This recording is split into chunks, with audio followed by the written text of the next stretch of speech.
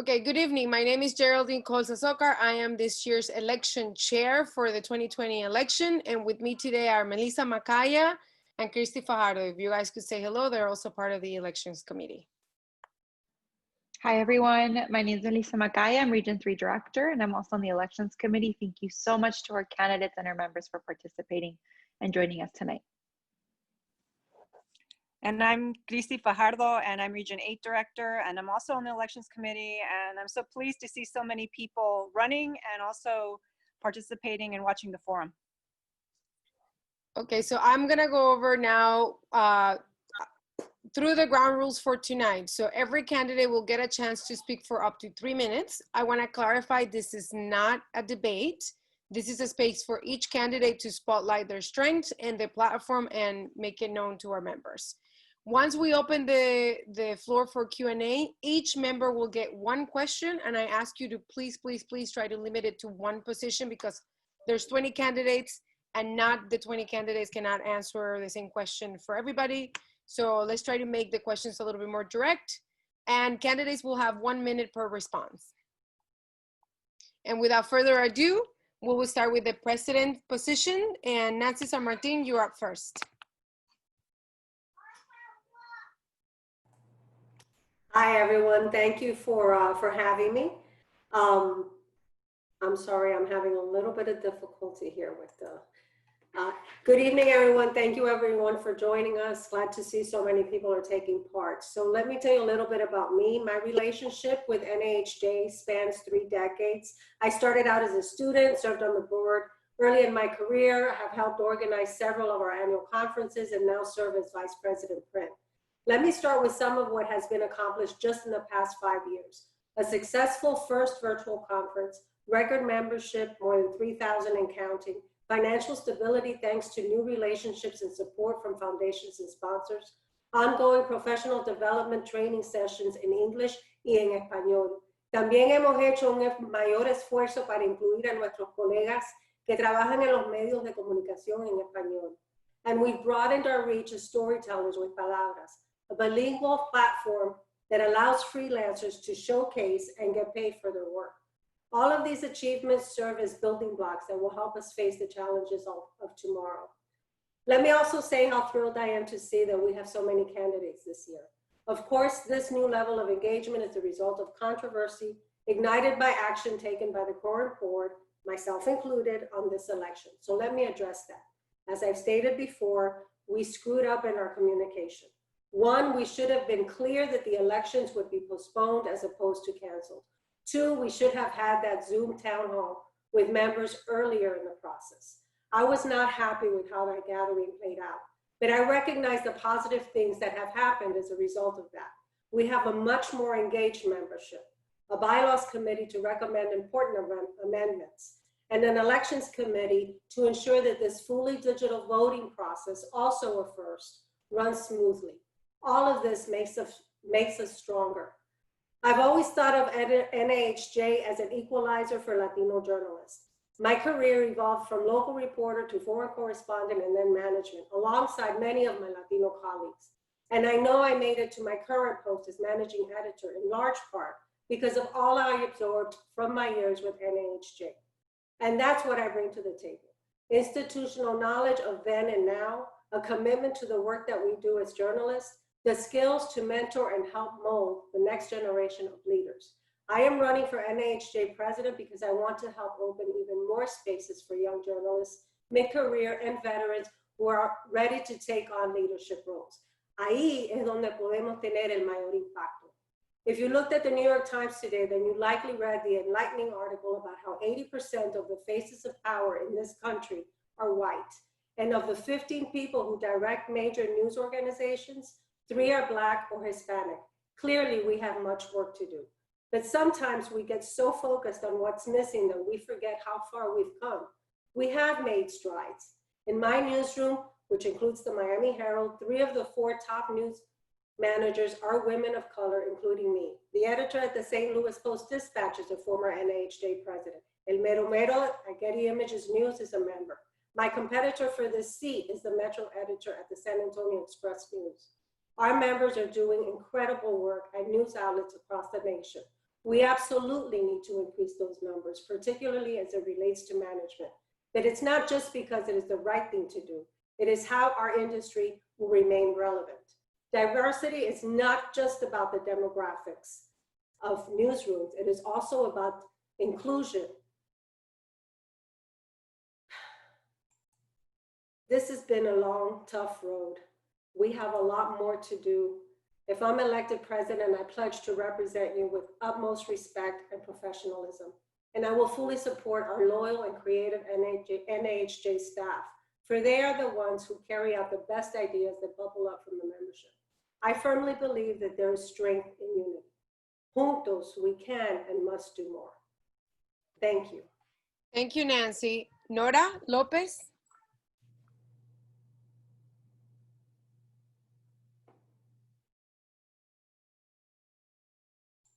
Nora, you're muted.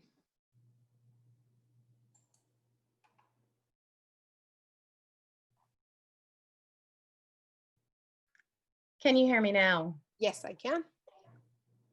Good evening. Thanks everyone for joining us today. I'm Nora Lopez and I want to be the next president of NAHJ because I'm passionate about the work we do. I was inspired to run after helping to restore NAHJ elections, an effort I firmly believe helped preserve our journalistic integrity. I've spent 33 years in newsrooms as a reporter and editor. For the last 8 years, I've been overseeing all of our local coverage at the San Antonio Express News as Metro editor. My goals are many, but chief among them is to advocate for more diverse newsrooms. That's been a goal no matter where I work. It's why I joined and led the local Hispanic journalism groups in Dallas and San Antonio. I'm also on the board of the local SPJ. I've done the heavy lifting on the level to help young students go to college because we need more Latinos and Latinas in our newsrooms, especially in management positions. And we start by helping to build that pipeline through scholarships, mentoring programs, and especially internships. As president, I will focus on 4 key issues: transparency, training, advocacy, and strengthening education. As NAHJ president, I pledge to keep members informed with quarterly updates. I pledge to conduct our business via video conferencing so that any member who wants to attend can. And I will push to post more of what the board does online. NAHJ has made great strides in providing timely, relevant training, especially for our young and emerging journalists. We must continue that focus and expand training to help mid-level managers who want to move ahead and help our veteran journalists learn new skills. NAHJ must be at the forefront of determining what is missing, the gaps and obstacles to increasing the number of Latino journalists, and developing creative solutions to help close those gaps. If elected, I will personally reach out to chapters to discuss how to enhance training, especially during the pandemic. Under my leadership, NAHJ will continue to be a voice for Latinos in a news industry that is constantly changing.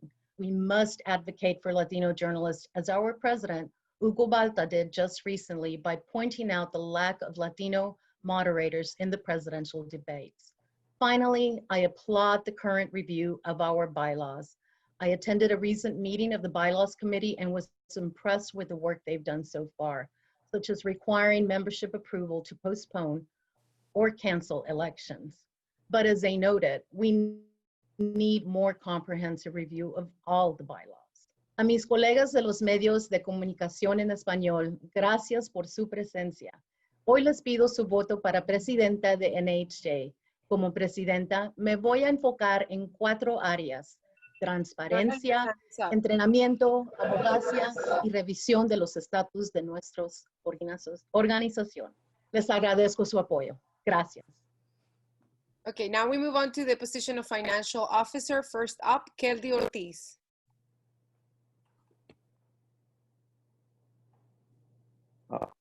Hi, all. My name is Keldy Ortiz. I'm a reporter at Newsday out in Long Island, New York. I've been an NAHJ member since 2010, and I've served in different roles in our local chapter in New York.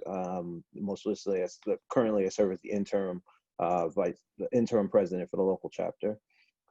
So basically, transparency remains, for me, transparency remains one of the roles as a reporter, and as a candidate for NAHJ financial officer, I intend to make sure that the organization follows that. Having worked on the bylaws committee this summer, along with several NAHJ members, we all believe that the organization can and should be more transparent with financial records. It's what it's what the membership deserves. As financial officer, I want to have as financial officer, I want to have the NAHJ financial documents on the website for all to review. And based on previous board meetings and reviewing the most recent 990 documents, NAHJ seems to no longer be in a financial hole. If possible, I would like to figure out how we can redistribute membership funds to help not only early career journalists but established ones. Whether that's simple sessions in investigative reporting or simply just writing, we'll all figure it out. And that leads me to my last point. Well, I'm excited to run for the position. I want the membership to help as well. I'll try. I'm sure along with the person that's running against me, we'll try to be as transparent as possible with how the NAHJ uses the membership money. If there's a better way that we can figure out how the organization can handle the money, we'll figure it out. But I would love to have the input of others, and that's it. Thank you, Keldy. Next up, Diana Fuentes. I'm Diana Fuentes, and I'm running for financial officer because I think it's the best way that I can help NAHJ. I've been involved with NAHJ since the early 1990s, well, mid 1990s, and I did serve as treasurer from 1998 to 2002. When we had good times and we had a few difficult times. Right after the 2000 September 11th, we were commemorating that terrible time during the terrorist attacks. We had a difficult time then.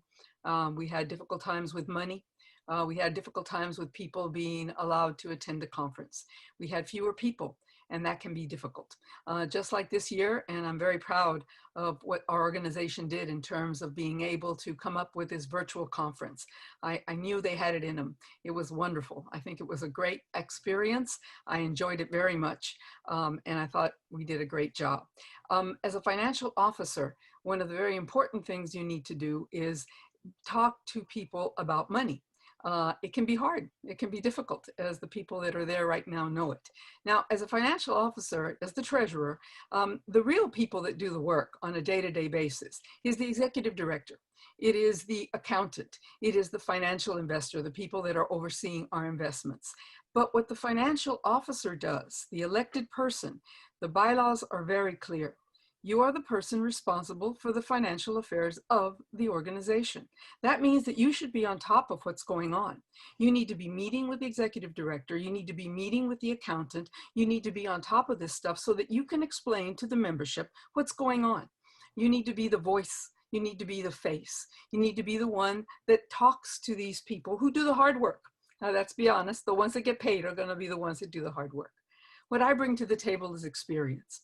I've been the treasurer and financial officer, not just of NAHJ, but the Freedom of Information Foundation of Texas, the Texas Associated Press Managing Editors, the SAPJ, the Society of Professional Journalists San Antonio Association, the SAHJ, the San Antonio Association of Hispanic Journalists. I've been very active. You might be able to tell that I love numbers. I've always enjoyed that, and I think I'm pretty good at it, so I have that experience. But not just as a volunteer, also as my career.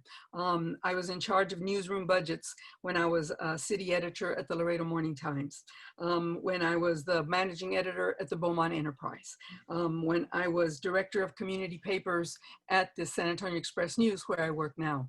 I was responsible for the budgets. I not just developed them and was in charge of managing them, but I was in charge of bringing in the income. I was in charge of revenue. I was in charge of hiring and firing, in charge of handling the operations, about how a business was run.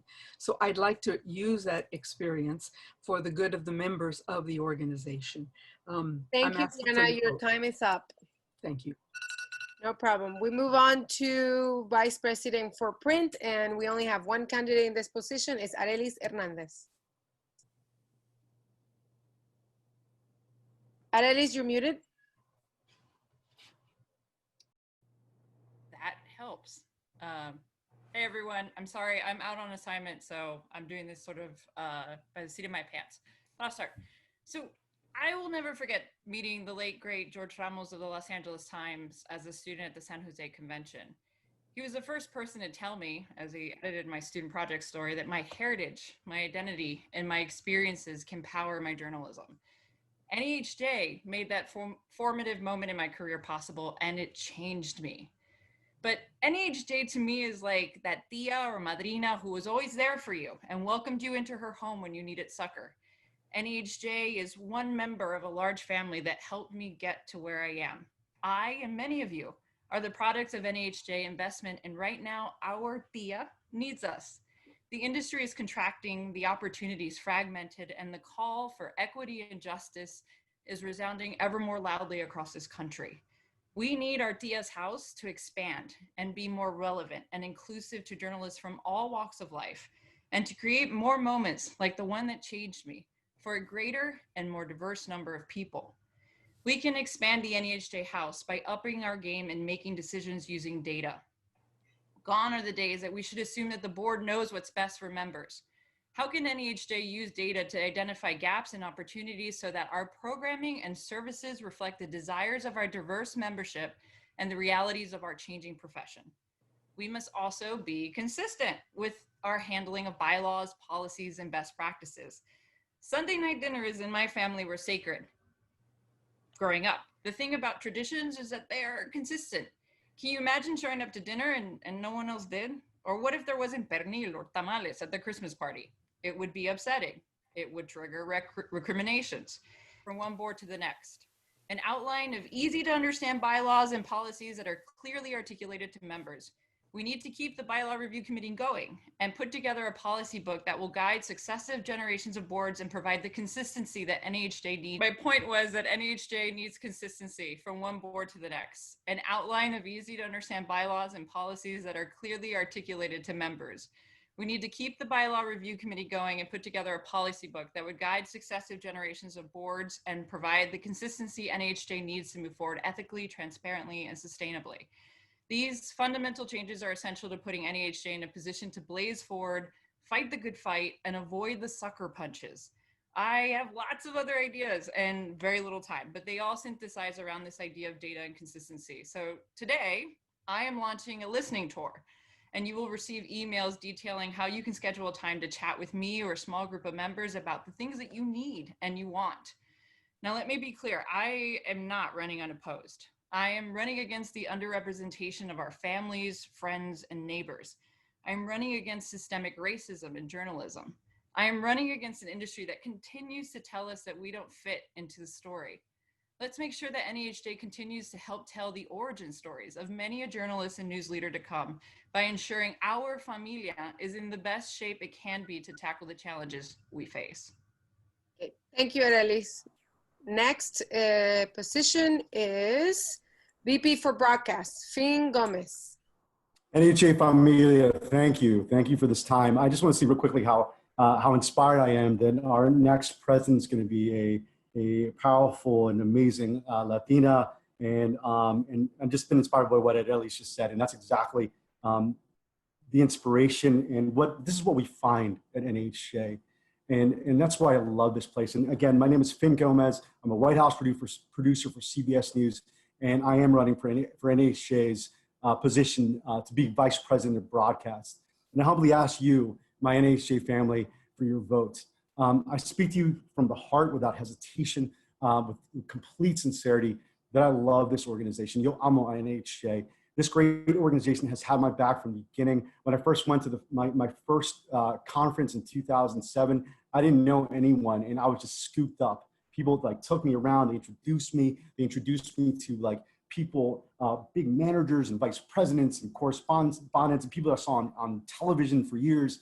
And they just made me feel a part of, and I love NAHJ for that. And I've met cherished friends and wise mentors. And it's made me a better journalist.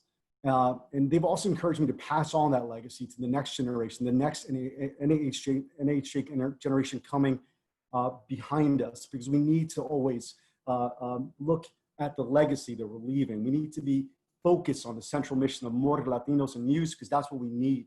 You know, I am a little bit about my backstory.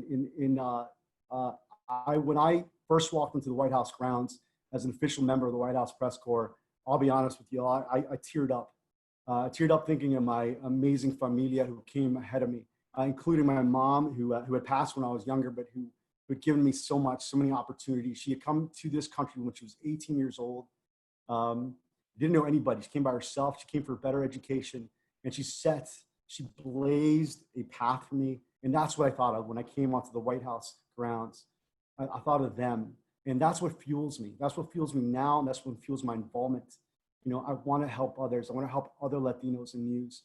You know, in last year, I did something when I found out that there had never been a Latino ever on the White House Correspondents Association board. You know, I inquired, and I found out that there were, you know, I looked to the people who always inspired me. I looked to the people who were co-investors in my future, who believed in my career, and those were people from NAHJ who said I should run.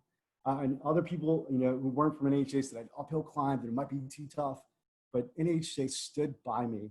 And, you know, for the first time in the 105-year history of the White House Correspondents Association board, there was a Latino on the board, and that's because of NAHJ. It's because of the people that I've met here.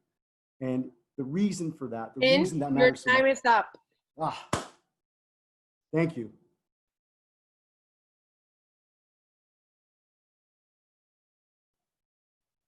Next up is Sergio Quintana. Hey everyone, my name is Sergio Quintana. I'm a reporter at the NBC station in San Jose, San Francisco. And first, I want to say to all of those familiar faces, hi, nice to see you. It's been too long. I wish we could actually see each other in person, and I hope that that happens soon. I've served on the board before. I have some experience in this. I was a secretary of NAHJ from 2014 to 2016, and it was quite the experience. And so I'm running again because I'm running, quite honestly, for selfish reasons and for less selfish reasons. The selfish reasons is that I loved the work. I love being on the board. I love being able to steer this organization. And I miss everyone, quite frankly. The last few years, I've been kind of focusing on some changes in my career. And now that I'm on some pretty solid footing, I'm running because I want to be able to be part of this organization again. I've been reporting here in the Bay Area for 10 years.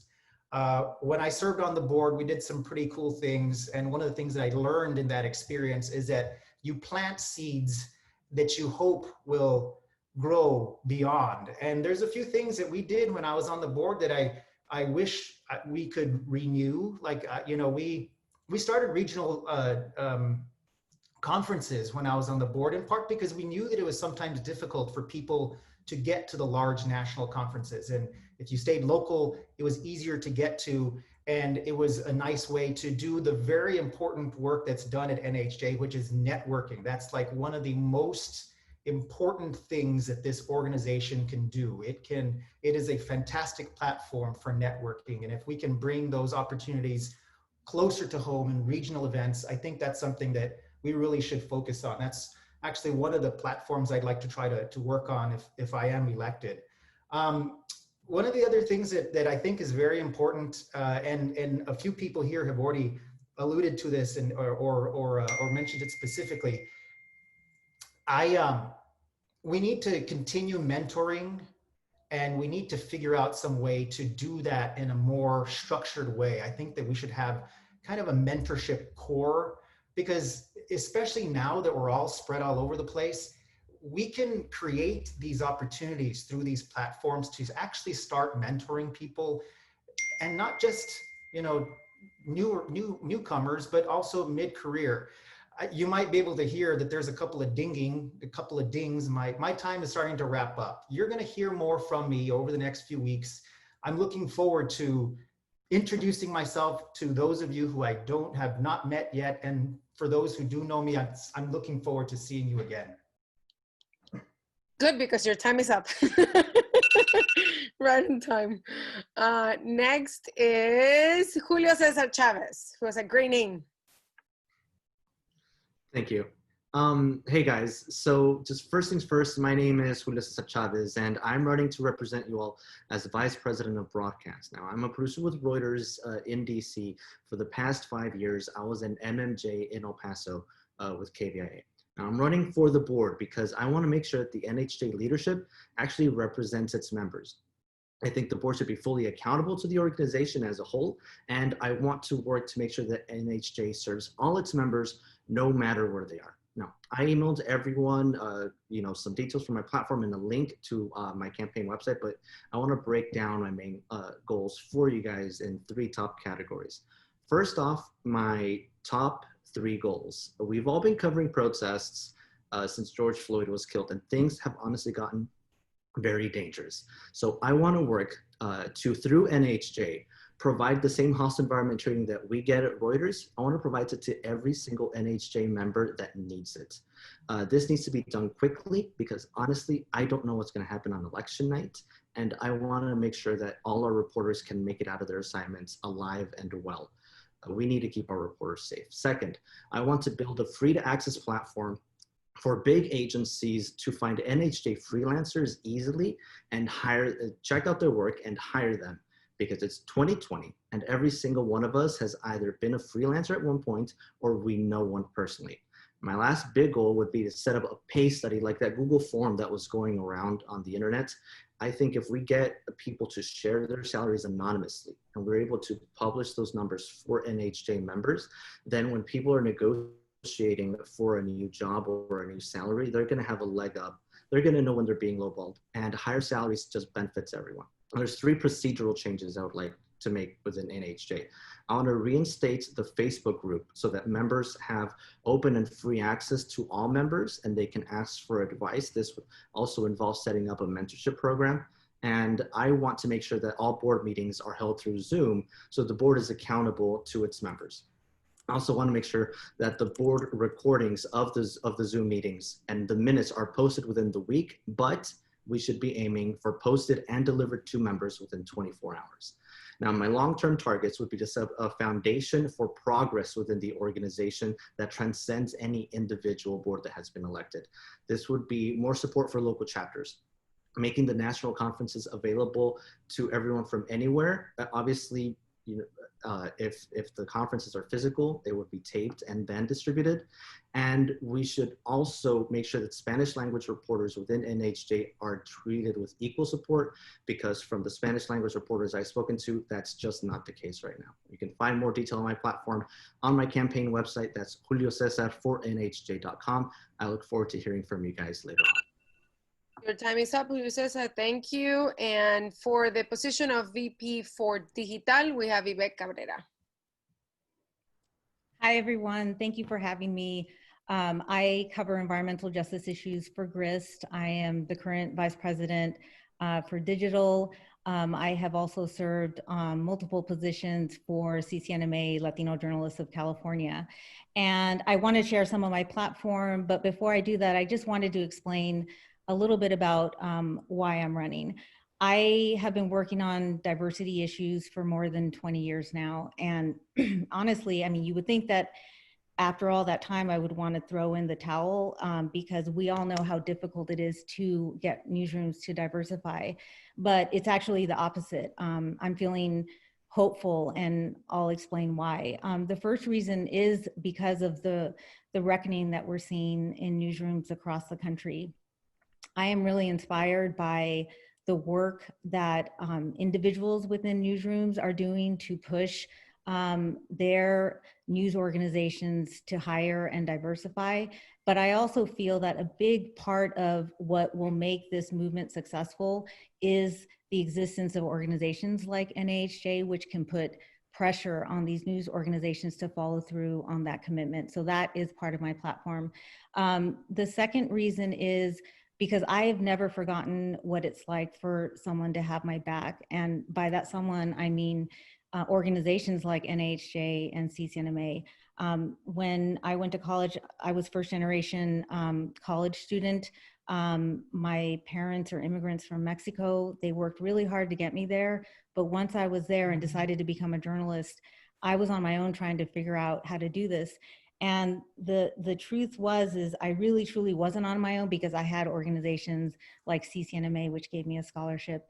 I had NAHJ behind me. And I remember going to my first conference in El Paso and feeling the solidarity of knowing that I wasn't alone. Because oftentimes so many of us go back to our newsrooms and we're one of a handful, and we're one of the few fighting that battle. And so I don't want others to feel like that. And I feel like we hit a really great point this year in reaching more than 3,000 members of NAHJ. And I'm running out of time, so I'm going to quickly, just the two last points on my platform are, as many have said, we need more mentors. And that's one of the things I've been researching, so that hopefully the next board can take this on, to not only encourage young Latinos to join the business, but to help others move up the ranks and become those managers and those leaders making those important decisions. And lastly, I want to expand opportunities for freelancers. We have a great initiative in Palabra. I would like to expand that so that we can continue serving those freelance members. It's, as we all know, it's not just about getting Latinos into newsrooms, it's about making sure they stay in newsrooms, and that we impact the coverage so that Yvette. that we know. Thank you. Thank you. For the position of Spanish at large, we have three contestants or three candidates. First up, Jennifer Marcial. Hi everybody, my name is Jennifer Marcial Ocasio. Mi nombre es Jennifer Marcial Ocasio. Muchísimo gusto a los que no me conocen. Los que me conocen, especialmente a mi board de Florida Central, un besote y saludos. I'm going to start in English first so everybody can understand. I'm the current editor of El Sentinel Orlando, which is a small niche product here in Central Florida from the Orlando Sentinel. And even though that we're a small niche product, we cover all Central Florida. And it's a huge, huge ongoing Hispanic population. But we're doing more with less resources. And that's happening in every single newsroom. It's happening to every single journalist out there. But imagine in Spanish media outlets are closing. The Chicago Tribune shut down their Spanish language newspaper. The New York Times did the same thing. Who's next? I want to be the voice for all the Spanish language media, reporters, editors, freelancers out there to fight for our rights, to fight for better pay, to fight for the fact that because we're bilingual, sometimes we're doing the job of 2 or 3 people at the same time. We're pretty much like MMJ's one-man band covering an entire city just by ourselves. And this is something that I know that NAHJ has been fighting to have more resources for Spanish media, but we need to do more. And I know that fight. I have it day in and day out. I am very lucky to have the support of amazing bosses here at the Orlando Sentinel, but we're literally a 2-people team covering the entire Central Florida area. Literally, we cover everything with our cell phones because Sergio taught me how to do that one time at a training at NAHJ. And I just want to be the voice for everybody out there, everybody who's working in Spanish and has to go through all these struggles like the ones that I'm going through on a daily basis. So, en español, quiero ser la voz de todos los que estamos trabajando en medios hispanos y que a veces pues somos como el primo feo de la familia, que nos quieren ayudar, pero pues tenemos que resolvernoslas como podamos. Tenemos que estar haciéndolo todo por nuestra cuenta, trabajar en español, trabajar en inglés, pelear con los recursos locales también aquí de los gobiernos, que a veces tienen los recursos para proveernos la información en español, pero simplemente no quieren hacerlo.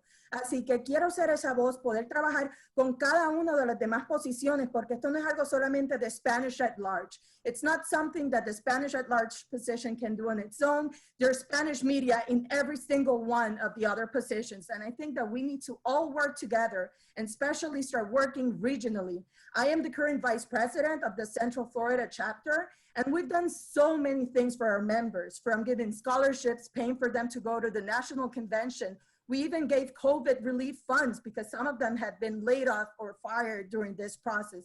So there's so many things that we have to start doing from a local, regional area. And I think that I can, and I know that I can be that voice on a national level. What I've learned here. Thank you, Jennifer. Your time is up.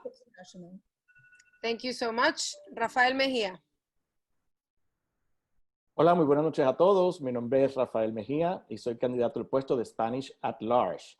Les voy a hablar en español porque es mi primer idioma y porque estoy nominado a este puesto. Les voy a hablar un poquito sobre mí primero. Soy periodista freelance, soy actor, escritor y profesor universitario. En el pasado he trabajado en cadenas como Telemundo, Univisión, en el periódico El Especial en Miami, Nueva York y Puerto Rico. Actualmente trabajo como freelance para varios medios en español y combino mi carrera como profesor universitario en CUNY. Por los pasados 5 años he servido como director regional en el Board of Directors y también el último año como Spanish at Large Officer dentro de la Junta de Directores. Mi primera misión como director regional fue sacar de donde estaba la región 1 en Puerto Rico, que había 16 miembros, y ahora con orgullo puedo decir que llegamos a los 200. Pero mi mayor satisfacción fue visitar las universidades que tienen el programa de periodismo completo para reclutar capítulos estudiantiles. Y hoy puedo decir que tenemos 4 capítulos en la región 1 que están fuertes y entusiastas, y muchos de ellos están aquí hoy en esta asamblea. Ellos son el futuro del periodismo latino. Como Spanish at Large me he dedicado a apoyar a los estudiantes, a ver cómo está el futuro de ellos. Como profesor de public speaking, escribir y hablar español correctamente para mí es muy importante, especialmente para las personas que trabajan en los medios en español. He escuchado a mucha gente decir aiga, estábanos, íbanos, etc. Tal vez ellos ni siquiera saben que lo están diciendo mal. Eso nos puede pasar a nosotros, los que hablamos inglés como segundo idioma. Yo creo que esto podríamos incrementar los workshops, los entrenamientos en español para hablar correctamente, que los reporteros y los productores puedan hablar correctamente nuestro idioma.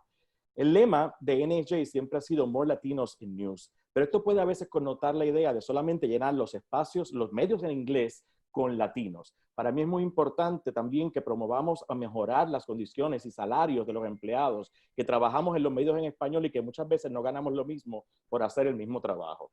Representando a la comunidad de los freelancers, como soy yo, muchas veces me han juzgado porque somos poco periodistas por no tener un trabajo full time. Cuando represento también a la comunidad de periodistas de entretenimiento, nos juzgan como poco periodistas porque simplemente damos la noticia más entretenida. También como latino, muchas veces he escuchado esto de no eres lo suficientemente trigueño para ser puertorriqueño, no tienes el acento para hablar en inglés, no eres lo suficientemente delgado para estar en televisión. A veces nosotros mismos, los latinos, nos estamos discriminando y eso tenemos que acabarlo de alguna manera. Tenemos que apoyarnos, tenemos que saber quiénes somos. No vengo a convencerlos hoy que voten por mí. Estoy aquí simplemente para presentarles mi forma de pensar y lo que represento como persona y profesional. He servido a Board con mucho tiempo y creo que puedo seguir trabajando para representar a los medios en español, a los estudiantes, a los freelancers y obviamente a la comunidad de entretenimiento. Defendamos los latinos, defendamos el idioma español. Los estudiantes, si saben que trabajar en español es igual que trabajar en inglés, seremos mucho mejor. Cuento con ustedes. Spanish language matters. Thank you, Rafael. Sal Morales. Wow, I feel like I'm doing a live shot in front of all my friends right now.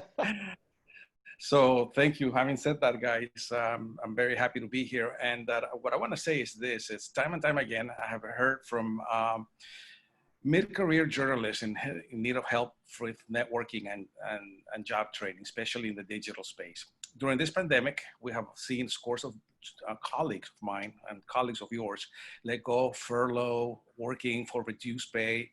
And instead of seeing this as the end of an era, we should see it as a time to seek training from institutions that help journalists at low or no cost to establish networking and mentoring platforms to keep journalists from recruiters connected and sharing guidance and help. All of this is paramount at any age, any levels in our careers, and seems to be lacking, especially as far as our members in Español are concerned. One of the things that I really would like to do is this. También quiero identificar y trabajar con universidades que cuentan con una población alta de estudiantes hispanos, de periodistas, y traerlos a nuestra asociación implementando nuevas divisiones. Quiero subrayar a todos aquellos que son completamente fluidos en el español. Ellos se podrían beneficiar con entrenamientos realizados en nuestra lengua y podrían ser capacitados con oportunidades para network y también para búsquedas de trabajo, que es muy importante, especialmente en estos días. En el mundo laboral y en los medios de habla hispana se necesita más gente, no importa la edad, no importa quiénes somos y de qué país vengamos. Se necesitan personas y eso es lo que yo necesito decirles a todos ustedes. We need you and we need more mentorship también. Y hablando de mentorship, quisiera decirles a ustedes de que eso es extremely important, especially for students and young journalists who do not have any connections in the working world. I want to connect Spanish-speaking college students and with young journalists, with seasoned professionals working in the Spanish language media who can guide them in the early stages of their careers. It will be a one-year commitment that will help shape the new generation of journalists and content creators. And I really want to thank my fellow friends, because they're friends, Jennifer, Marcial, Ocasio, y también a Rafael Meja, because we are doing something for NAHJ. It doesn't really matter who you vote for. Vote, because that's what matters. And todos somos familia, todos somos amigos. NAHJ nos necesita. Hagamos algo por NAHJ. Gracias. Thank you, Sal. The next position is Academic at Large, Jessica Retis. You're muted. There we go. Thank you, gracias. I have been a bilingual journalism professor since 1992. Please don't ask me my age. I have taught in Mexico, Spain, and the United States. I have almost 2 decades of journalism experience in Peru, Mexico, and Spain. And in the United States, for more than a decade, I have instructed bilingual journalists in California. As a journalism professor now at the University of Arizona, I'm leading the US First Masters in Bilingual Journalism to keep advancing in training our younger generation of journalists. For almost 2 decades, I have researched the news coverage of Latinos in news and Latino news media outlets. Actually, I think I have interviewed most of you in your newsrooms, at coffee shops, or even in your houses. Hi, everyone who has met with me. I see so many familiar faces. I conceive college education as a permanent conversation between academia, media, and civil organizations. I have been an NAHJ, active NAHJ member for several years, served as academic officer for the Los Angeles chapter. I was part of the advisory council for the first NAHJ academic officer at large, and just recently participated in the collective proposal with other Latino professors for an educator project presented at NAHJ. I seek to represent NAHJ educators, improve the scholarly activities, and help professional members learn about academic opportunities. We are the ones who educate the young journalists that will be entering your newsrooms. My plan includes immediate projects as well as a vision for long-term activities centered in 3 areas: networking, training, and research.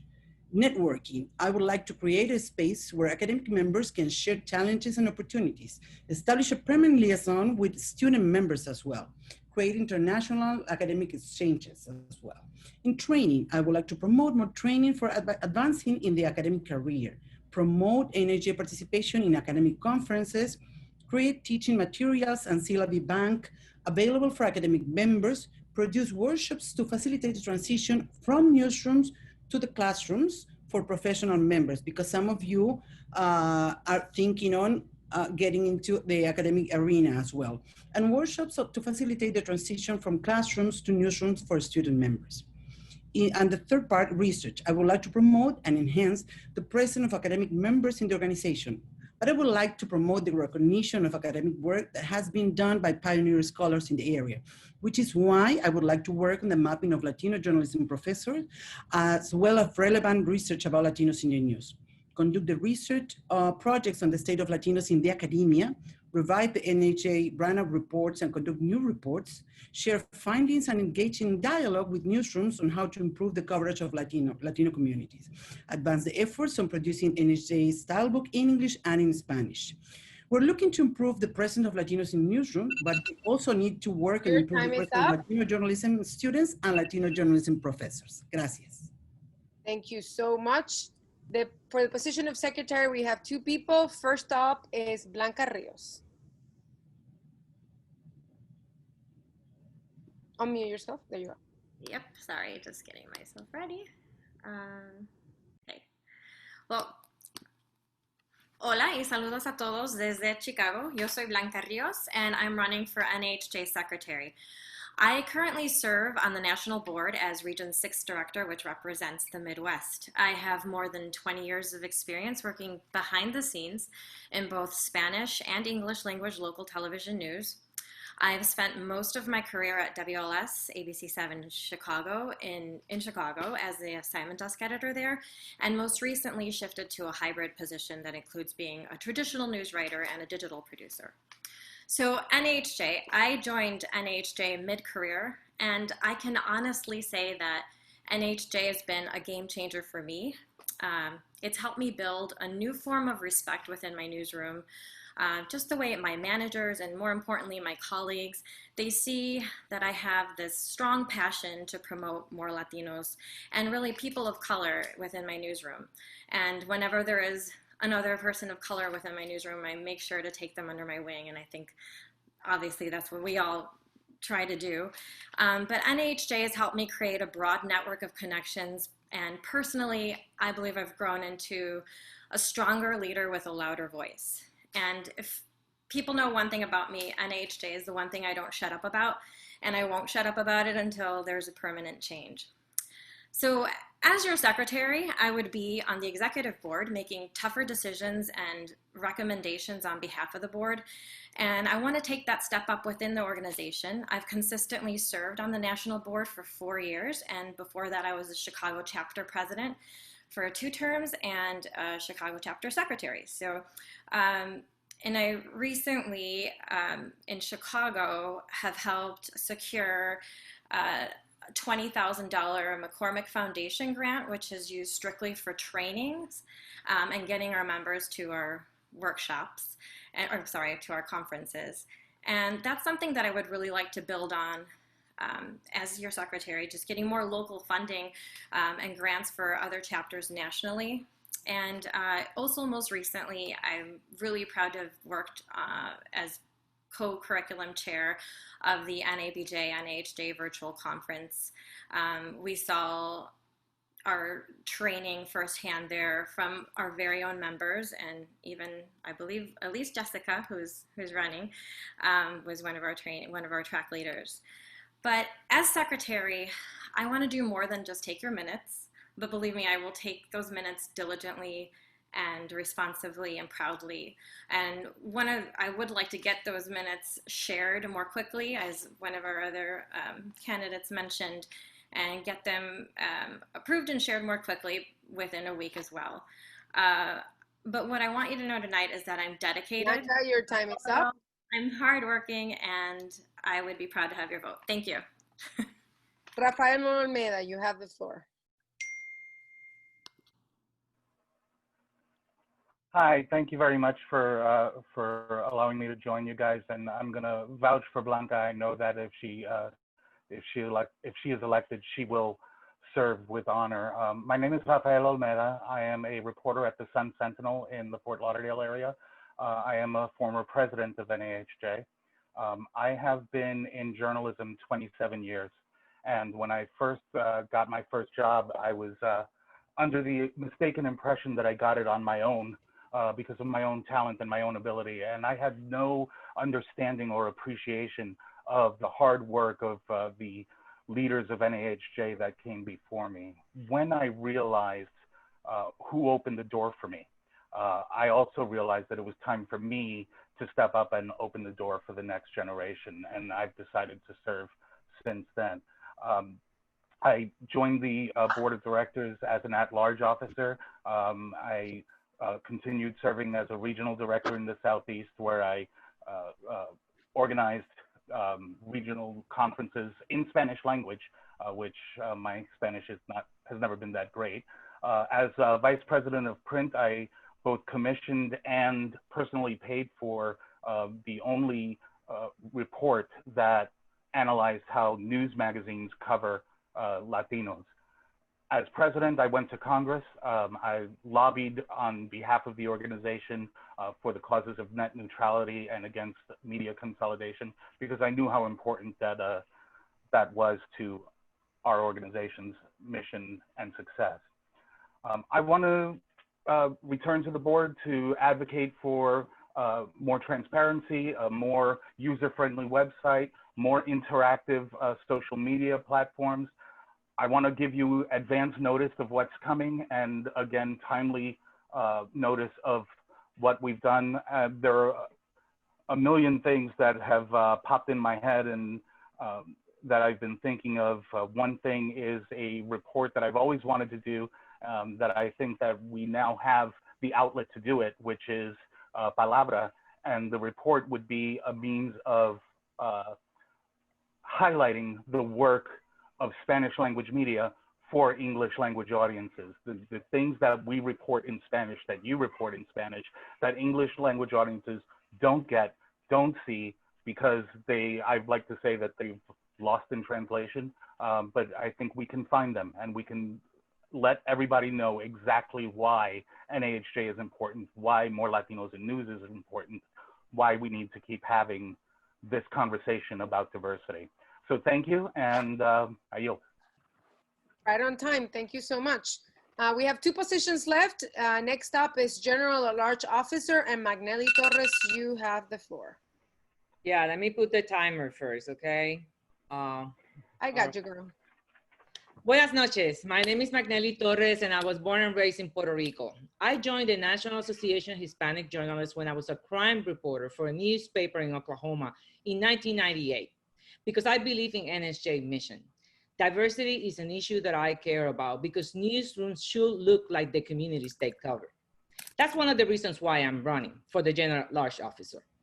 So let me tell you what I bring to the play and what I care about. I'm not only an award-winning journalist, I'm a veteran of newspapers, digital media, and I've also worked as an investigative producer for broadcasts. I built a nonprofit journalism organization from scratch here in Florida, FCIR.org.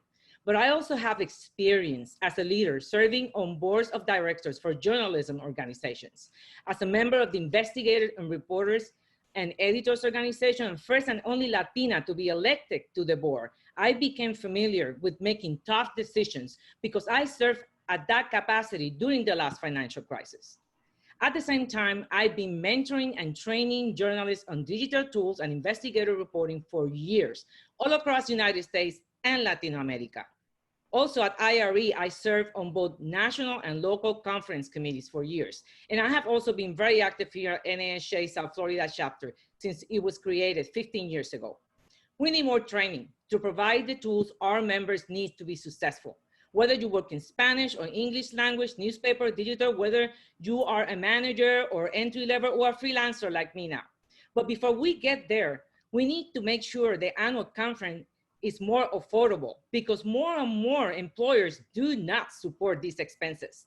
And it is expensive to attend this conference, especially if you're a freelancer. And when we partner with other organizations, there has to be some equity and representation. I want to work on that. More recently, I volunteered to work on the bylaws committees to update our bylaws because transparency is another issue that I care about. We are a journalism organization, and as such, we must hold ourselves to the highest standards. Lastly, but not least, is advocacy. This is an area that NAHJ has been active, but our industry is going through a reckoning right now.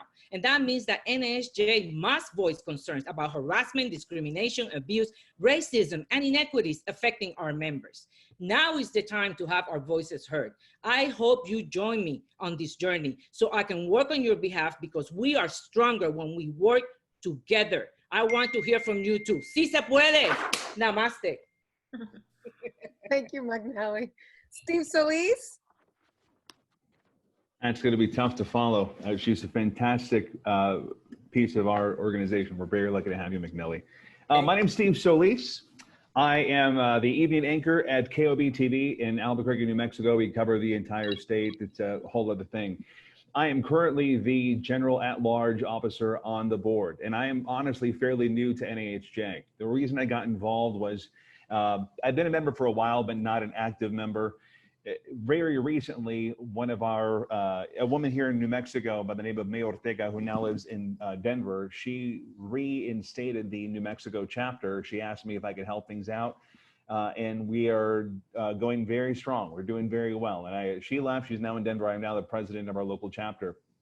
But I got involved in the national board because we felt in New Mexico, anybody who's ever spent any time here, you feel disconnected from the rest of the country. And so we wanted to have some representation on the board, which is why I ran. And I learned a lot about what happens in this organization. And it's very layered. There's a lot of stuff that happens that I was just completely unaware of. But the mission itself is what attracts me to continue to keep pushing forward and keep being involved. I think there's a lot of work to be done. And you're not going to learn a lot about me in 3 minutes. You're just not. And my job as general at large is to kind of be a bridge from the board to the membership. And that's what I have been and want to continue to be. I took a lot of emails and phone calls from people during the election stuff. And I wanted people to know that I understood and that I heard. I wasn't on a lot of those board meeting calls because I'm in the mountain time zone. So I missed a lot of the conversations that did happen. I missed some of the phone calls and Zoom calls that we wish did not happen, that did happen. I wasn't a part of those. I missed those. But I did take phone calls and emails from people because I want to hear you out. We want to be a better organization.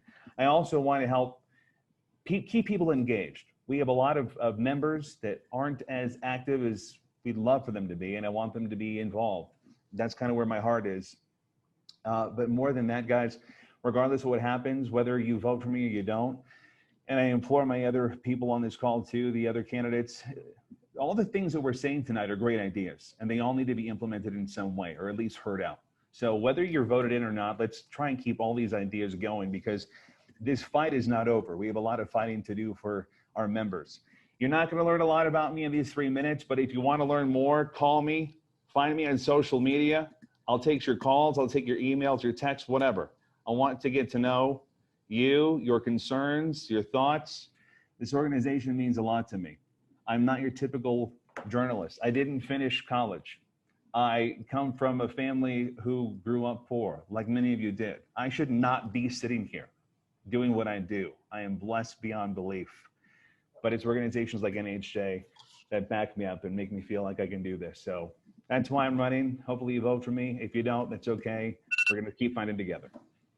Thank you, Steve. Okay, last position, student representative. The first candidate is Sequeira. Hi, everyone. Thank you all for coming. I'm Kate Sequeira, and I'm a senior at the University of Southern California in Los Angeles. And I mean, honestly, what I will say is that NAHJ has been a huge part of my journey through college. It's been a huge support network and really where I found my place in journalism from the get-go. It was the first organization that I joined when I entered my first year at USC.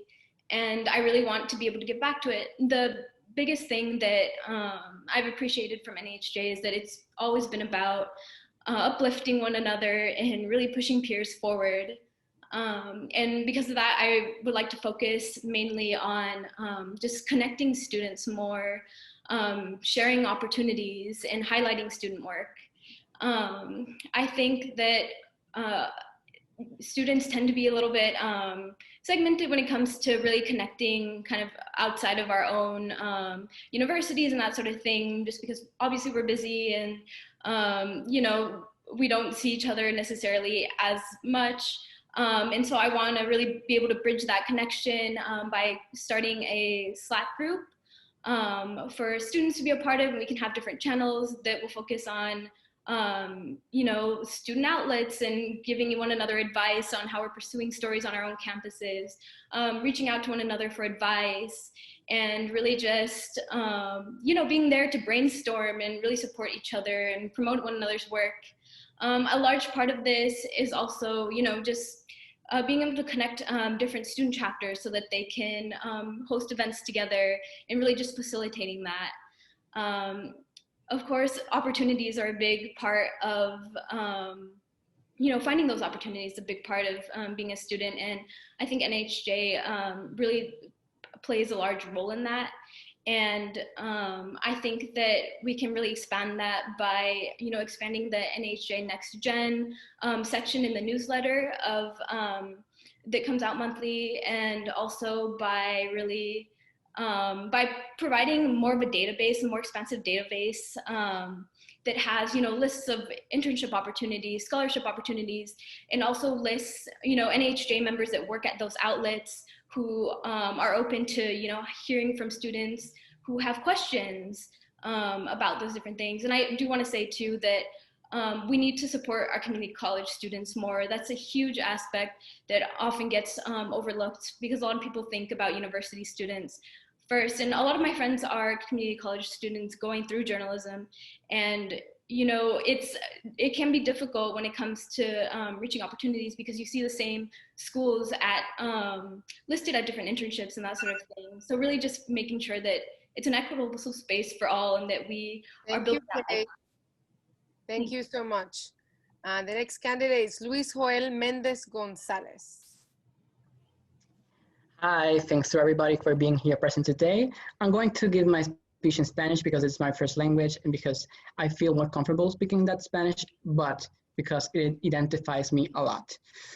Las tres pilares de mi campaña, mientras esté corriendo para el Student Representative y en caso de resultar electo, va a ser fortalecer la comunicación entre los estudiantes que somos miembros de la asociación, maximizar el trabajo en equipo y también, para mí súper importante, fomentar la inclusión. Para fomentar y para lograr esos tres conceptos, que son un tanto vacíos si los escuchamos de manera plana, vamos a estar trabajando 4 iniciativas. Esas 4 iniciativas son, primero, deseamos coordinar reuniones semestrales y mensuales, tanto con los presidentes de los capítulos de estudiantes como también con los miembros de los capítulos, porque nos parece importante obtener esa retroalimentación de lo que ellos están experimentando en sus universidades al momento de tomar decisiones en la junta de directores.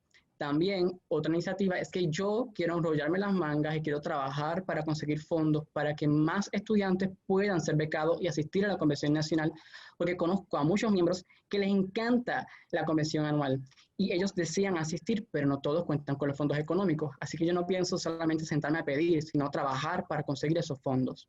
También una iniciativa que tengo y que deseo trabajar y que sé que va a tomar tiempo y es una expectativa a largo plazo es fragmentar el puesto del Student Representative para que entonces cada región tenga un representante estudiantil que pueda tener comunicación con los miembros de su región, porque nos parece importante dejar puntualizado que a veces un estudiante no es suficiente para atender a los 813 miembros estudiantiles que pertenecemos a NAHJ en 25 capítulos de estudiantes distintos y eso sin decir tampoco que están distribuidos a lo largo de 8 regiones distintas.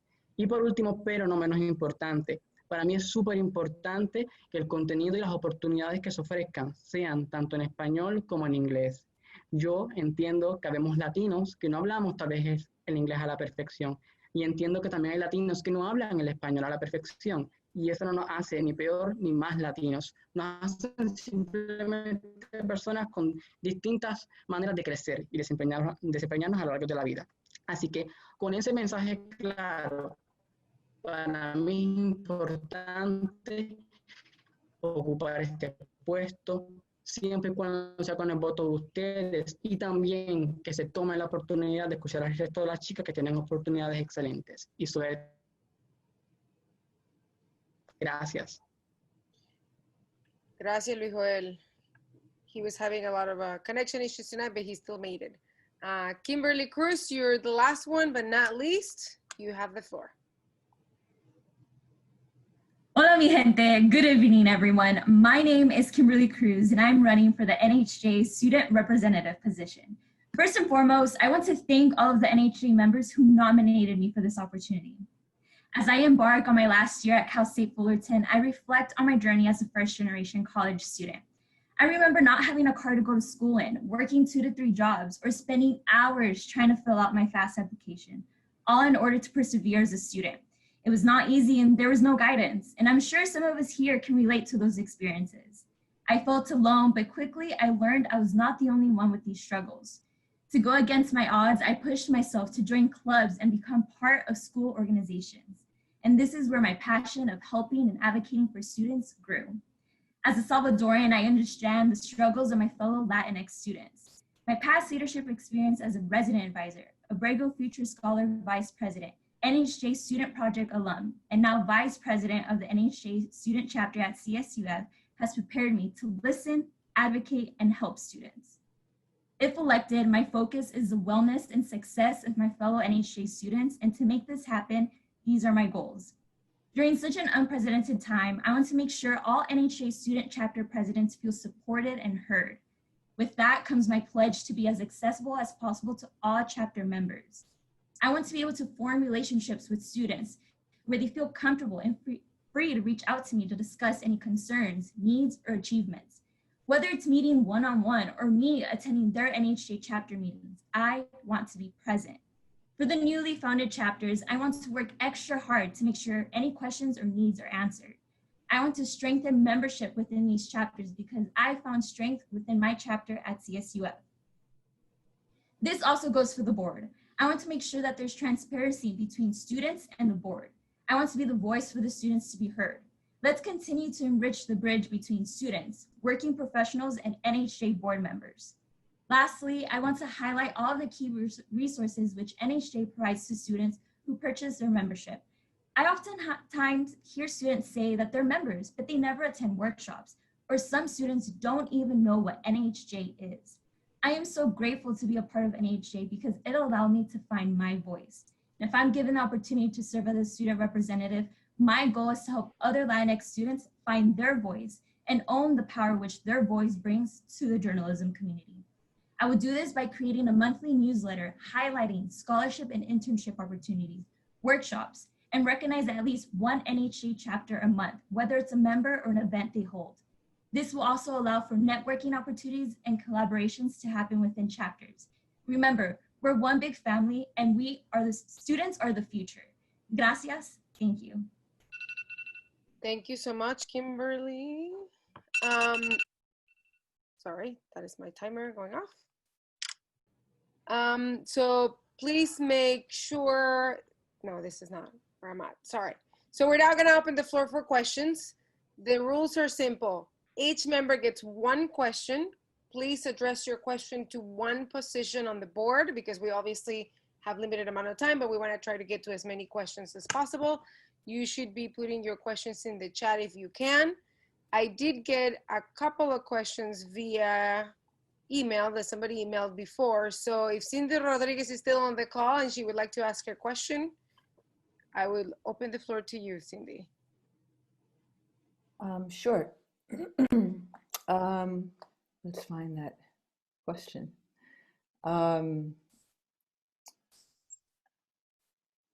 I can't find it here in the chat. Is it the third one? It's the third one. So the question is, if you're elected to the board, what measures will you take to stop right-wing news media, such as Fox and pseudo-news media like OAN, Breitbart, and the Daily Caller from vilifying Latinx people and Latinx immigrants?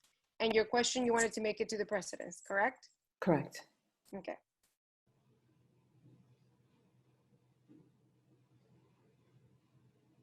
So Nancy, Nora, do one of you want to respond? What? Okay, sure. We already take positions, as you've seen, whenever situations arise where coverage does not portray Hispanics fairly or accurately. We do take a position. We've also been very aggressive. We've done it before. We'll continue to do that, certainly. And calling for meetings with the management of these organizations to try and talk sense to them. But what we need to do is keep shining the light and keep standing up and you know, raising our voices as to why this is an issue. And also, frankly, it's part of educating in some instances. A lot of that stuff that happens is the result of ignorance, not knowing or understanding the communities in which they serve. And also, they need to recognize that we are the emerging majority. I mean, in Miami, we're already the majority. So those things do get noticed and it will affect them. And I think what they need to know most from a business perspective, if you are not in the place where the audience is, you cease to be relevant.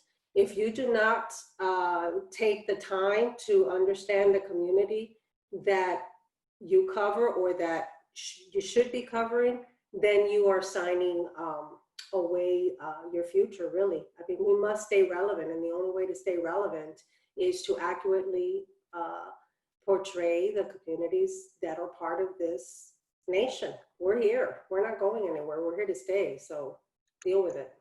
Thank you, That's Nancy. what I Nora, would would do. you like?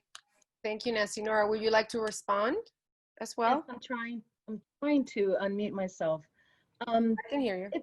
You know, it's hard in our country because we live and die by freedom of speech. So it's hard to completely figure out a way to completely shut down these folks who spread such racist and just divisive language, and who really are just speak from a place of fear, and that's where they come from.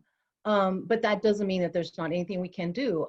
We can do things like, as an organization, raise our voice to denounce those types of news articles or video podcasts or what have you.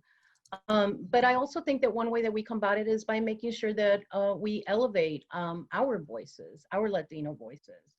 I'm really proud of the fact that at the Express News, we have a large number of Latino columnists who are able to offer opinion and informed analysis, whereas reporters are generally discouraged from doing that.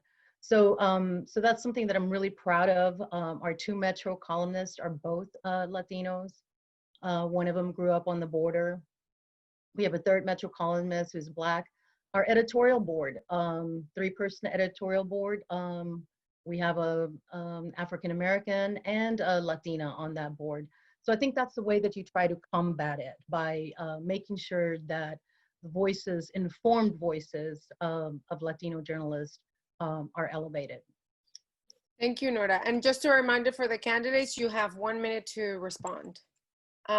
Frances Robles, who's joining us tonight too, she has a question. Hi, I want to ask a question to Nancy. Nancy, when the Herald decided to join the News Guild, there was a lot of talk in and outside the paper that as a manager, you really saw the unionization effort kind of almost with contempt, that you were against it. A lot of NAHJ members are also Guild members. Can you discuss your position on unionization, on collective bargaining, and how you think you handled that movement? Well, I'm not going to talk about specific things happening with the union. As you know, we're still in negotiations. We don't even have a contract yet. I believe in the right of people to choose whatever path they want to choose. As a manager, I do think sometimes it makes the job a little bit more difficult, only because you can't have the one-on-one interaction that, as you know, Frenchie, because you worked at Miami Herald for many years, had always been the tradition that you could, have one-on-one conversations with your reporters and your supervisors. We've always had an open door policy. That open door policy remains as is. We continue to meet every week, and we're working toward trying to find trying to reach a contract that makes sense. What we want is, the betterment of the newsroom. And I have no issue with that. I think it's anytime that anyone steps forward and raises their voices is a good thing. It makes us stronger. I say that over and over again. There's nothing that happens, like they say in Spanish, no hay mal que por bien no venga. So even when things seem tough, things get better. They always do. Thank you, Nancy. Roberto Quiñones, I apologize, has a question. Roberto, if you could say who is your question addressed to, what position on the board, and what your question is.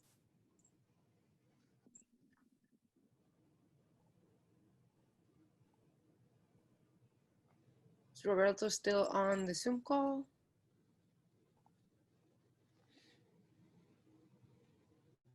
Oh, he says his mic is not working, so I will read it for him. If you could tell me in the chat who you wanted to respond. Have not heard any candidates mention what the board will do to make NAHJ viable, sustainable, best practice membership organization. Your #1 job is NAHJ, not the industry will hunger. And then who would you like to answer your question, Roberto?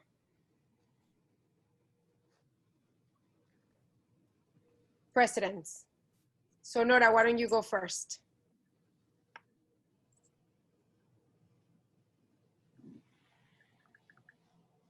Can you repeat the question, please? Yes, gladly. I have not heard any candidates mention what the board will do to make NAHJ a viable, sustainable, best practice membership organization. Your number one job is NAHJ, not the industry war hunger. I think a couple of us have referenced in that we, several of us have referenced that we don't have all the answers.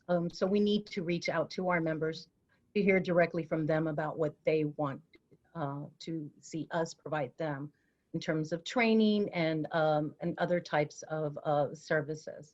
So I think, you know, most of us are still in the listening phase to see what else we can do. I think there's a belief that NAHJ has paved the way for a lot of folks, but we're not done. And so we need to hear from you. We need to hear from the students and then from the chapters to tell us where it is that we can best direct our focus and best spend our money to help students, be it, again, scholarships or training. So if elected, I'm very much plan to reach out to the student groups and to the chapters and really listen for what it is that they need. Okay, Nancy, would you like to respond?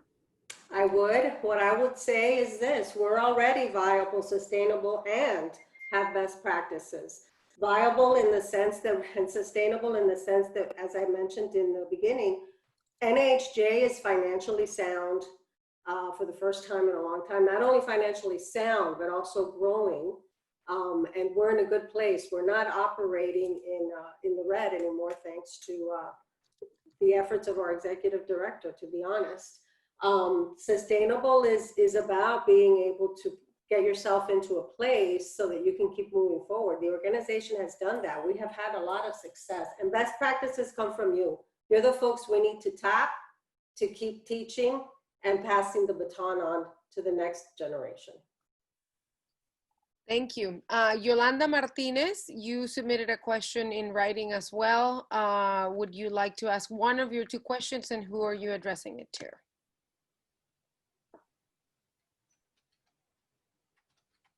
Hi, yeah, can you hear me? Yes, I can. Cool. So I'd like to address this to people running for broadcast. Basically, I want to know, how do you plan to keep building relationships with other affinity groups, AAJA, NABJ, SAJA, as kind of this reckoning happens? Who wants to go first? Each of you has 1 minute. Hey, thank you for your question. I just wanted to say that we're already doing it. I'm on the board, as they mentioned at the beginning, of the White House Correspondents Association, and we're working on areas where we can collaborate. Historic, never before initiatives that we are looking to collaborate with NAHJ. I have very good friends and colleagues on every single organization that you spoke to. We have really strong relations, historic relations with every single of these strong professional journalism organization groups. This is an important time for journalism overall. And we have to be inspired. We have to be united, because journalism has been criticized. It's been under attack. And, you know, America needs journalists, you know, and they need us more than ever. So right now we have to collaborate. We have to look for areas. Freedom of the press is a crucial component of NAHJ. It's at the heart of what we do. It's part of who we are, and we will continue that. And as Vice President of Broadcast, I will work hard. I will work diligently to ensure those relationships are solidified. Thanks, Finn. Sergio or Julio Cesar? I'm good to go. Sure.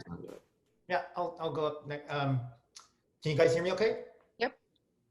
So building on what Finn was saying, and I know that he's in DC, and there's a really good, strong collaboration of a lot of the locals there, similar to here in the Bay Area.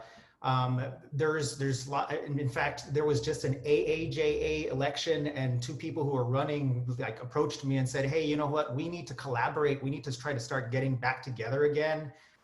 We do this on a regular basis now with NABJ, and that's great. those of us who remember Unity and how great it was to have everyone together every 4 years, we need to figure out some way to continue that, to come together, not just us together as familia, but to be able to collaborate with all these other colleagues that we have in the Bay Area. It's such a diverse population, but there's members that I met who are NAHJ or NLGJA even when I started back in New Mexico, and who are here in the Bay Area. And so these opportunities for collaboration aren't just in the big cities. We need to be able to start pushing a lot of that collaboration also to some of these other areas that have sometimes very underrepresented groups that we can build with to actually have really just the strength together. I think that the opportunity for collaboration is there. I completely agree with Finn. Now is the time to start coming back together and really start working with each other beyond just our familia here. Thanks, Sergio. Julio Cesar? Hi.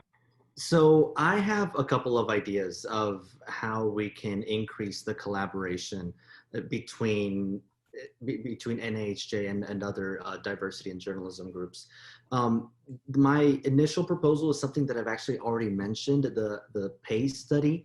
The salary survey would work great if we started off in NAHJ, but it really only gets super useful once we expand it to include other organizations. So my plan is, once we have like a solid database built up of the NAHJ pay study, then we reach out to NABJ, AAJA, and the Native American Journalists Association. We ask them, hey, we need you guys to have your members add their information to this pay study. And then once we have the information from most of the organizations of journalists of color, then we go to SPJ and we say, okay, now we need to compare how much journalists of color make compared to the members that are in SPJ, a lot of which have white or lighter skin. That would be one way that we can collaborate. Another way I think would be to set up a journalists of color Twitter so that we can be posting jobs there. I know Thank you, Julio Cesar. Okay, yeah. Yeah. Angelica has a question for the student representatives.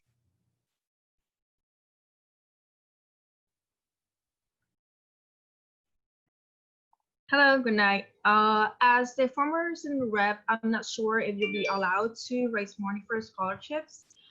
It's not a myth that a lot of journalism organizations, including NSJ, are not receiving a reasonable number of scholarship applications. What would you do specifically to help increase the number of applications?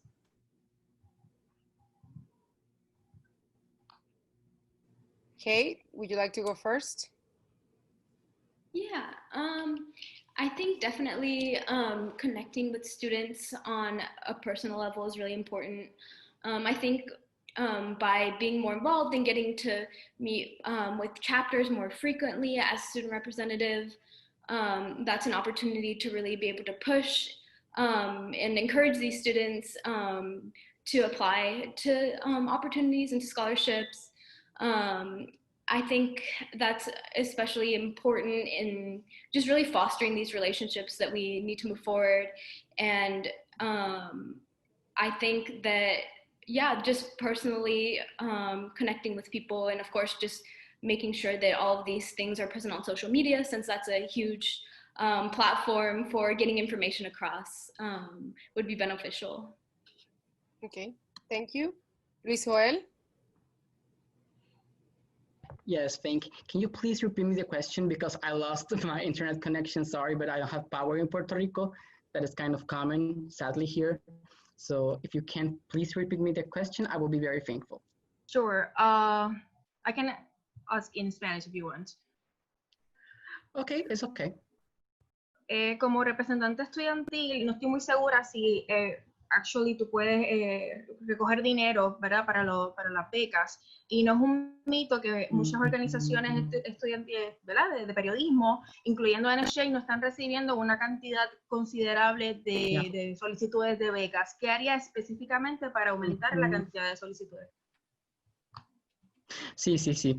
En mi caso en particular, estas propuestas que yo he trabajado, que son 4 principales, las trabajé tomando en cuenta que estamos en una pandemia y que precisamente la situación económica de la asociación no es la mejor. Por lo tanto, por eso menciono que vamos a buscar el modo de buscar esos fondos. No necesariamente los fondos hay que buscarlos a través de auspicios u organizaciones que nos donen, aunque es una gran posibilidad, sino que también podemos hacer como hacen los capítulos regionales o los capítulos de estudiantes, que llevan a cabo crowdfundings para buscar los fondos y dar esas becas. A fin de cuentas, lo que buscamos es llevar a miembros a la asociación, específicamente a la convención, que es el lugar en el que ellos pueden reunirse, pueden conocer a otros profesionales. En cuanto a buscar nuevas alternativas para aumentar e incrementar la cantidad de solicitudes de beca, yo pienso que precisamente la alternativa de fortalecer las vías de comunicación a través de reuniones semestrales y mensuales ayudaría muchísimo a eso, porque la información llegaría mucho más rápido a los miembros. E igualmente, aunque no está en parte estipulado en mis iniciativas de campaña, me parece que ya la asociación incluso cuenta con un grupo de Facebook que es NAHJ Students, así que simplemente habría que sacarle un poco el polvo al grupo y darle nuevamente uso para que esa información llegue más rápido, porque mi experiencia ha sido que muchos estudiantes no logran saber cuándo hay una oportunidad y entonces en ese momento es que se les hace complicado Gracias, completar. Luis Joel. Así que, thank you. Kimberly. I actually wanted to ask for clarification. So do you mean bring more memberships into NHJ or have outside more opportunities from outside of NHJ? I was No, my question was what you would do to increase the number of applications, because as NHJ and other news organizations are not receiving enough applications for students. Okay, yeah, so I think one of my goals was to do a monthly newsletter, and I think with that, by highlighting the NHG chapter, we will have the opportunity to collaborate with one another. And so with collaborations between chapters, there would be more networking opportunities. And for, I think a lot of what has to do with is that a lot of these students that are NHJ members don't know what NHJ can provide. So they'll pay the fee because maybe their chapter requires it, but they're not sure what they're paying for. They don't know the opportunities. They don't know about the student project. They don't know about the networking opportunities. They don't know that they can get their names published if they work in this piece. They don't know about the national board in general. And so I think if we're more transparent about what we actually offer to the students, they'll be more engaging and more willing to reapply, to renew that membership, and to continue to be a part of NAHJ with, instead of just paying and not knowing what you're getting out of it. That also goes with collaborations with other chapters. I was part of the NAHJ virtual convention with NABJ. We can talk to NABJ and get their ideas. What are they working on? You know, we're a family as a whole, but we also work with them. Thank you, Kimberly. Yeah. So we're running out of time. It's already 9:31, but I see that there's a lot of questions. So I'm going to take 2 more questions. Next up, I see a question from Monica Rohr. And then after Monica, let's go with, so Monica, if you can say who your question is for and what your question is, please.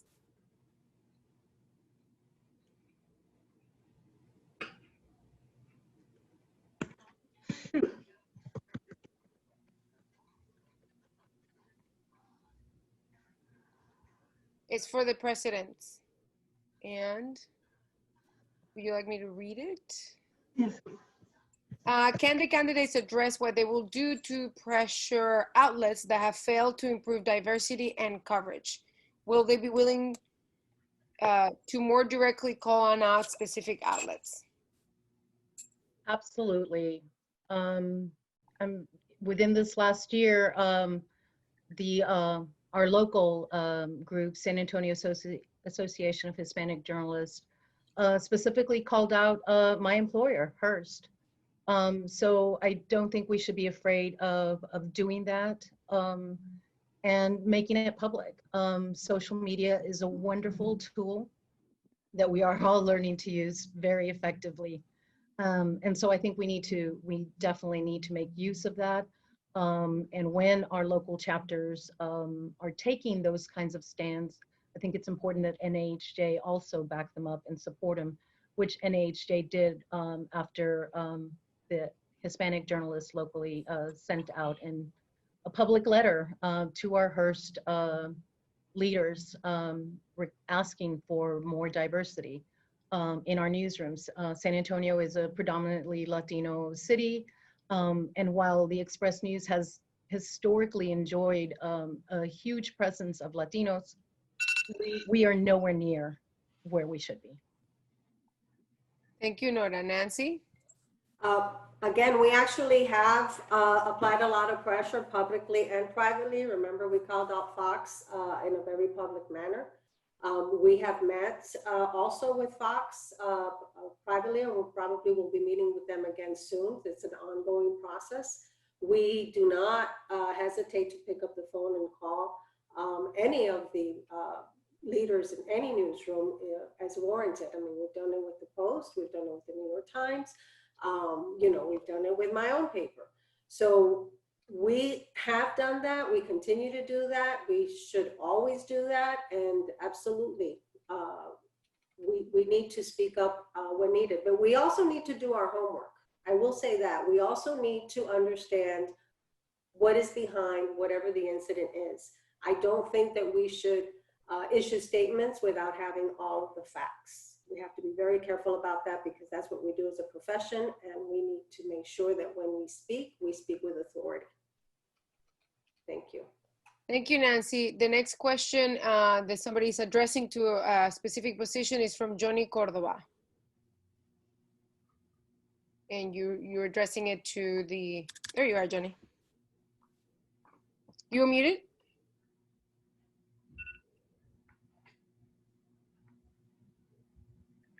Ahí, ¿me escuchas? Sí. Ok, gracias. Esto es para los, a ver, déjame regresar porque la puse aquí para que no se me olvidara.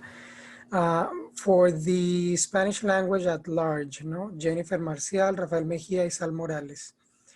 What is one thing you would do if elected to reinforce to the general market, I meant to say, to the general market media, the importance of hiring bilingual managers? Because we're talking a lot about reporters, but I think bilingual managers are as important as bilingual reporters.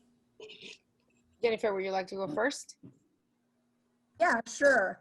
I think that's exactly my case here in Central Florida. I started as a reporter for El Sentinel Orlando, and I was eventually promoted to the editor. I am currently doing 2 jobs in one. I'm still a reporter and an editor manager for this niche product, but I think that I could be an example for like all the other markets as well. And I will be very outspoken. Everybody who knows me from NAHJ and everybody who knows me from the NAHJ Central Florida chapter know that I've never been timid to stay quiet when it comes to talking to different markets, to talking to different outlets. I talk to all the newsrooms here, and we do a lot of events here locally that I want to see on a national level, speaking in terms of the importance, like you were mentioning, of having bilingual people in every position, from management to freelancers, and we need to support everyone in Spanish language. Para los que estaban preguntando si hablamos español, sí, muchos de los que estamos aquí hablamos español, y yo nunca he sido una persona que me quedo callada cuando decido español. Thank you. Rafael Meja. Sí, bueno, para contestar la pregunta de Johnny, creo que es muy importante no solamente que, como dice Jennifer, que desde el freelance hasta el manager sea bilingüe. Muchas veces nosotros en las experiencias que he tenido, he visto cómo en canales de televisión, que es mi experiencia, quieren buscar a un reportero o a un manager, por ejemplo, reporteros de cierto color o reporteros latinos específicamente porque quieren diversidad. Si vamos a hablar de diversidad en los reporteros y en los productores, tenemos que también tener diversidad con nuestros managers. Si yo hablo español y trabajo en español y mi manager no me entiende, o si yo trabajo para los medios en inglés y mi manager no me entiende, ¿cómo van a esperar que me entiendan los productores y que me entienda el público? Así que yo creo que lo que podemos hacer es hacer un estudio de una estadística de cuánto queremos en diversidad en este específico televisión, radio, periódico o el medio que sea. Y si ellos quieren diversidad completa, debe ser la diversidad desde los managers hasta la última persona que trabaja en producción. Y creo que sí, es muy importante, y reitero, que nosotros que somos latinos, NAHJ, hablemos en español como primer idioma, y si no es nuestro primer idioma, que por lo menos lo aprendamos y lo entendamos, porque somos latinos, somos hispanos y representamos a una organización hispana. Gracias, Rafael. Sal. Bueno, yo voy a contestarle a la pregunta a Johnny, y tengo problemas de internet, pero voy a tratar de hacérselo brevemente. Mira, Johnny, yo pienso de que las salas de redacción tienen que reflejar la población de donde viva la gente. Dicho lo cual, lo que podemos hacer es lo siguiente, tener la manera de cómo salir adelante como una raza y como una población.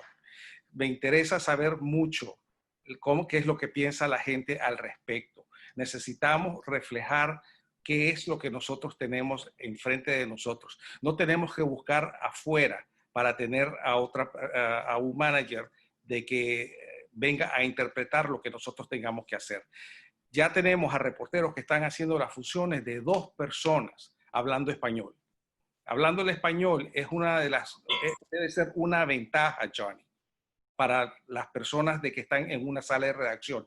No solamente de un periódico, pero también de un canal de televisión, porque hay muchas televisoras que cuentan, digamos, con una persona que habla español, que tiene que hacer la pregunta en inglés y la tiene que responderla también en español. Y ese reportaje no se traduce, sino que sencillamente se distribuye a las 2 diferentes entidades y solamente le pagan a una persona. Thank you, Sal.